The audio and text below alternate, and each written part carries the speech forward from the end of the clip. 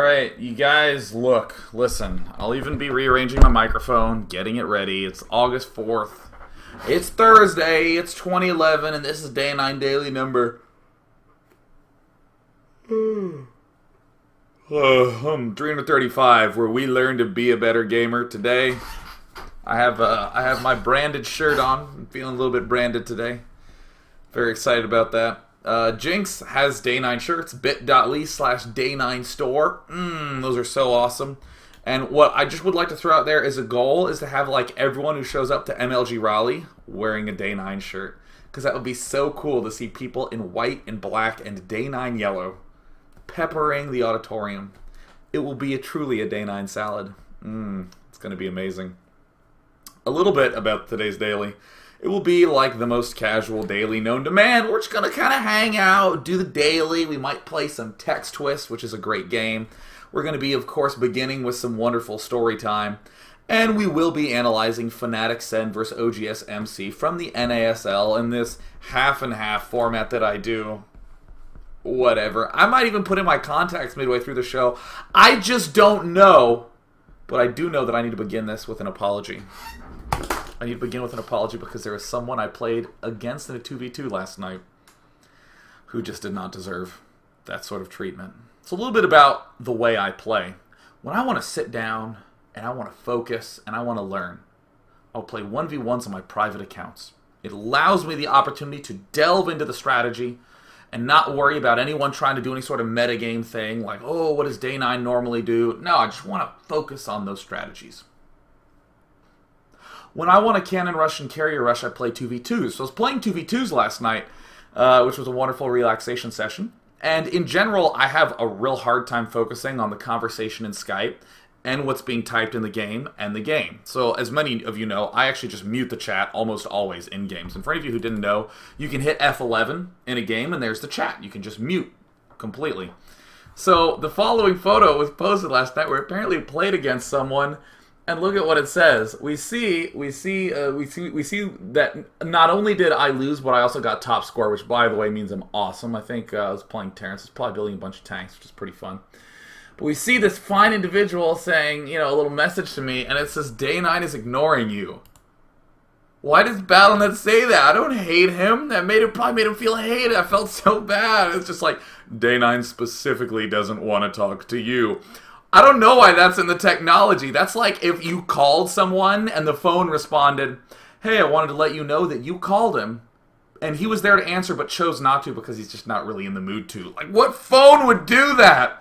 I want you to know. I believe his name is Epoch. Is that accurate? Ecor? However you want to pronounce it.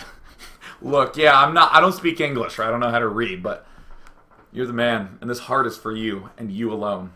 My good man, my good fellow, my good fan, my good mellow. Whatever. It's a casual daily. We're just sort of chilling, hanging out.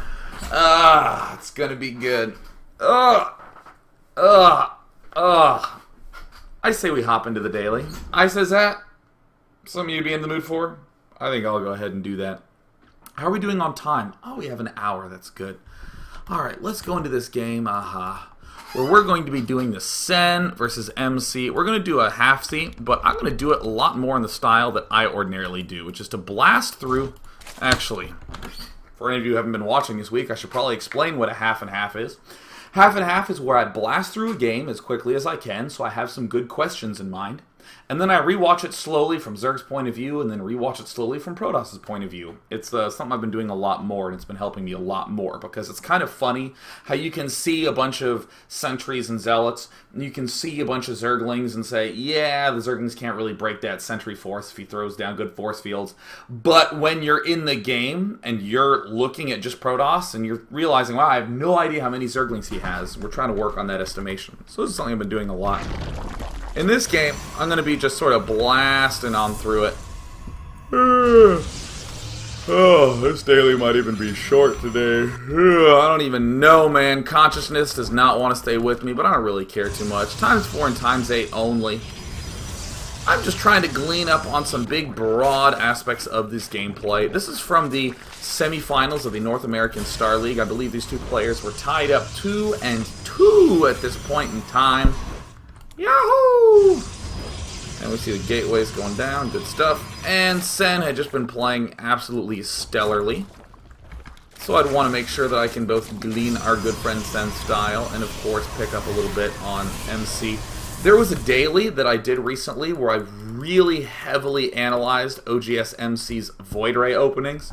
For more info on that, check it out on day9.tv where I have my archives, dude.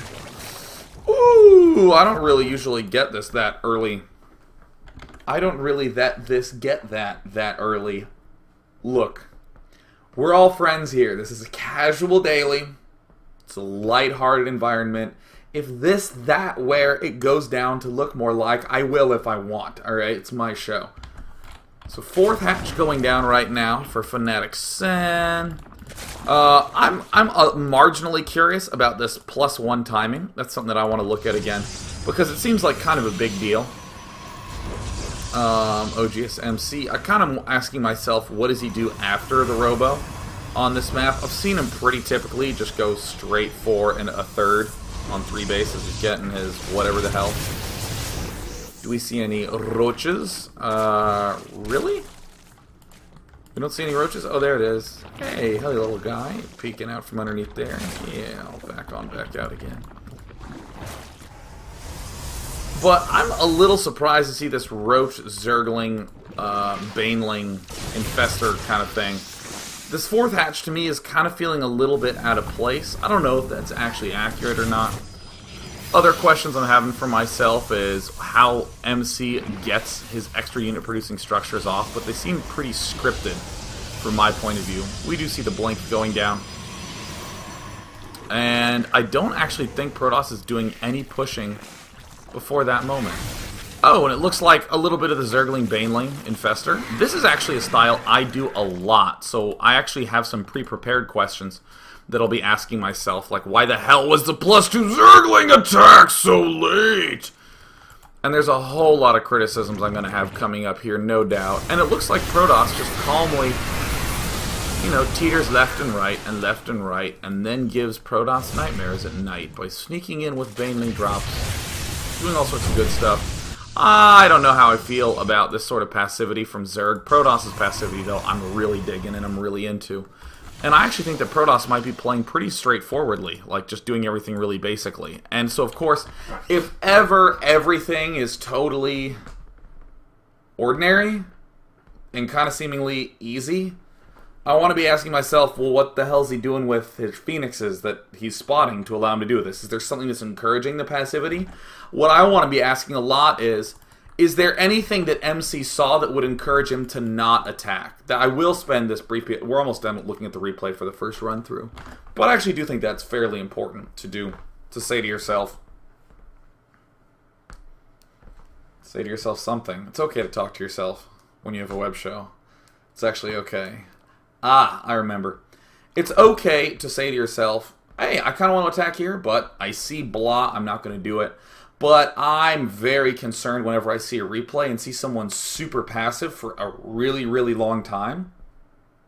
And for me to just go, oh, I guess you just don't attack with this style. I even know In Control used to play that way a lot, where it looked like he was just sitting around on his butt doing nothing, and then he would attack at 200 food and he'd win. And then like 1 out of every 5 to 10 games, I'd see him just do this weird early attack and would win in this big flurry. It's almost like he only intends on doing one big attack all game long. He's just waiting for the vulnerability and the exploit. So this is one of the worst Baneling drops of all time, and that's, I would say, and that's fine, but that's actually totally not fine. Also, what about the trigger for this Greater Spire? Could he have gotten himself a 5th base up earlier? And all this goody goodness, jazziness. I think this is the point where Sen was essentially dying, but I'm particularly curious about all these hatches from Sen. And where they came about in their history and home. And all this good stuff, because generally my Ling Baneling Infestor doesn't get to a late stage like this all that often. And if it does, I'll have Broodlords a little bit quicker, so I want to think about that relationship between these two. And also, this just stinks to have the DTs. Makes me realize I should actually patrol there. So again, in a half and half, the first step I'm doing is asking myself all sorts of questions. And I am not going to lie, this style from MC looks really good and not hard to do at all. This actually looks very, very easy to do, especially considering that the Zerg is not really putting pressure on MC. Oh, man.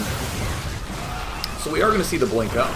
We are going to see all the infestors throw out their various things, but at the end battle, it looks like Zerg, I would say pretty close to barely, was not able to hold this. Well, actually a little less than that. And that's also one thing that weirds me out. The fact that he got to the Broodlord Infestor and did not quite have enough to push the Protoss back. In a lot of circumstances, Zerg are more than happy to be at Broodlord Infestor with very few units because Broodlord Infestor is just so stupidly cost efficient. If you're at like 120 and the Protoss is like maxed, you can do pretty damn good against them if it's mostly Infestors and Broodlords.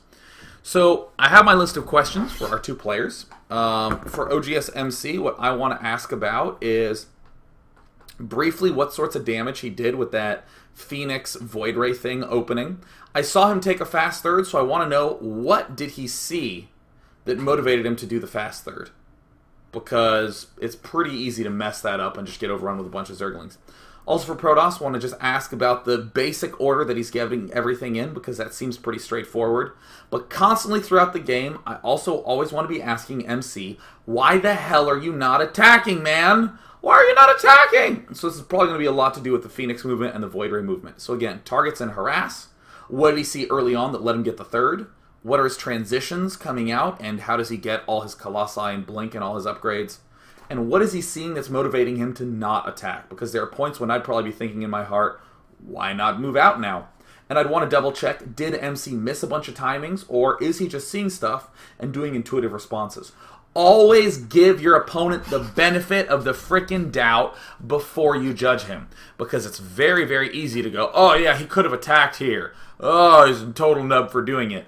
But if you actually sat down and tried to argue for it, you could come to some conclusion like, oh, wow, he actually saw a Roach Warren and 4 hatches and knows that this attack will lose if he pushes out, even if Zerg has no units, because of how much he can produce. Some reason like that is what I'm really digging for and scooping for.